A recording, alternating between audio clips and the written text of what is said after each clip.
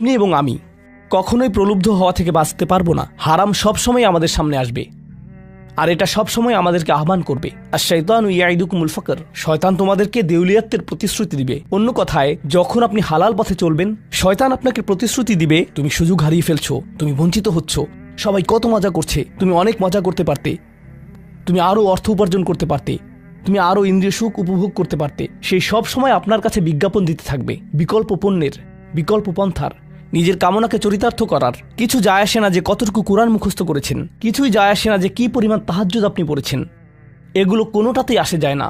শয়তান থামবে না।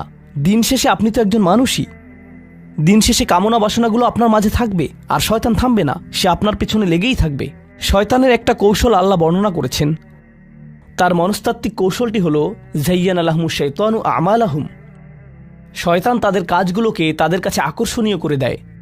শয়তান আপনার কাছে আসবে, আপনাকে প্রলুব্ধ করবে। তখন আপনি বলবেন, হ্যাঁ এটা খারাপ, কিন্তু আমি তো অনেক ভালো কাজও করি। হ্যাঁ আমি এলোমেলো কাজ করছি, কিন্তু আমি তো নামাজও পড়ছি। আর আমি তো কাফেরও না, তো সমস্যার কিছু নেই। আর এইবার করেই আমি থেমে যাব। এমন না যে আমি এটা করতেই থাকবো, শুধু একবারই করব। এভাবে নিজেকে সব ধরনের যুক্তি দিতে থাকেন, নিজে নিজে এটাকে বৈধতা দিতে থাকেন। আপনার চিন্তায় এটা এখন আর অতটা খারাপ না।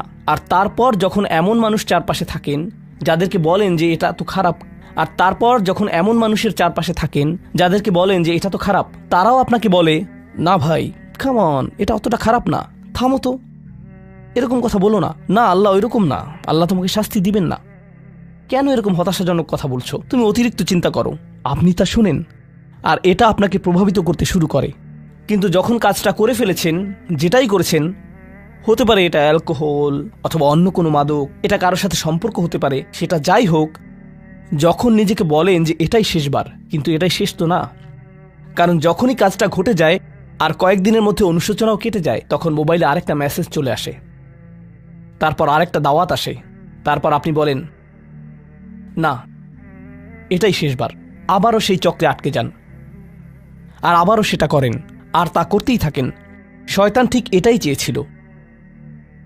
মানুষ এই চক্র বন্ধ করতে পারে, আল্লাহর প্রতি নিবিষ্ট হয়ে বলতে পারে, ইয়া আল্লাহ, আমার বন্ধুরা কি বলছে তাতে কিছু যায় আসে না, শয়তান কি ওয়াসওয়াসা দিচ্ছে তাতে কিছু যায় আসে না, কতবার এই বিভৎস চক্রে আটকা পড়েছি তাতে কিছু যায় আসে না।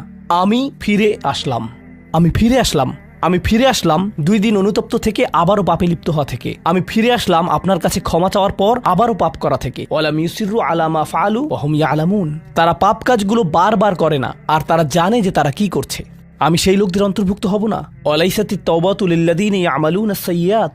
তওবা, অনুশোচনা তাদের জন্য কাজ করে না যারা পাপ করতেই থাকে। এমনকি তওবা করার পরেও এটা সেই মানুষদের জন্য না যারা এই চক্রে আটকে যায়। এটা তাদের জন্য যারা বলে, ইয়া আল্লাহ, আমি জাহান্নামে যেতে চাই না, আমি জাহান্নামের যোগ্য অনেক কাজ করেছি, কিন্তু এখন আমি থেমে যাচ্ছি।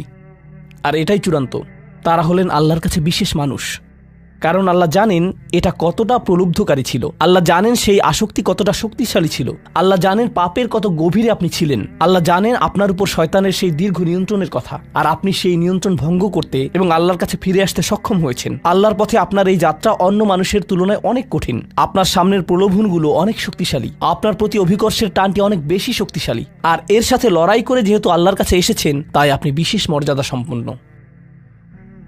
এটা মনে করবেন না যে আমি তাহাজ্জুদ পড়ি না তাই আমি অতটা ভালো না, অথবা আমি আরবি জানি না, বা আমি এখনো সম্পূর্ণ কোরআন পাঠ করিনি, আর আমি তাজবিদের নিয়মগুলো জানি না। না না না না না, আপনার বিশেষত্ব এজন্য না যে আপনি 17 বার হজ করেছেন। আপনার জ্ঞান এবং ইবাদতের জন্য আপনি আল্লাহর কাছে বিশেষ না, আপনি আল্লাহর কাছে বিশেষ মর্যাদা সম্পন্ন, কারণ আপনি পাপ থেকে বেরিয়ে এসেছেন, আর আপনি শুধু তার ভয়েই ভীত। এটাই আপনাকে আল্লাহর কাছে বিশেষ মর্যাদা সম্পন্ন করে।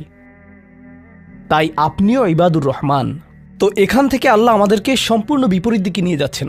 এই প্রত্যেক শ্রেণী সম্পর্কে চিন্তা করুন, কিভাবে এগুলো আপনার সাথে প্রাসঙ্গিক, কিভাবে আপনি আল্লাহর কাছে বিশেষ মর্যাদা সম্পন্ন হতে চান, কিভাবে আপনি আল্লাহর নৈকট্য পেতে চান, কিভাবে আমি আল্লাহর নৈকট্য পেতে চাই। আমাদের কাছে এটা আসলে কতটা মূল্যবান। পাপ হলো এক প্রকারের ভালোবাসা। আমরা এর মোহে পড়ে যাই, আমরা এতে আসক্ত হয়ে যাই। আর এই অনুচ্ছেদটি আসলে ভালোবাসার একটা প্রতিযোগিতা, কারণ আপনি ইন্দ্রিয় সুখ ভালোবাসেন, আপনি এই পাপগুলোকে ভালোবাসেন, আর আপনি তা ছাড়তে চান না, কারণ এতে আপনার সুখানুভূতি নষ্ট হবে। আর অন্যদিকে আল্লাহ বলছেন, আমি আমার নিজের দ্বারা সেই সুখকে প্রতিস্থাপন করে দিব, আমি এটাকে আমার নৈকট্য দ্বারা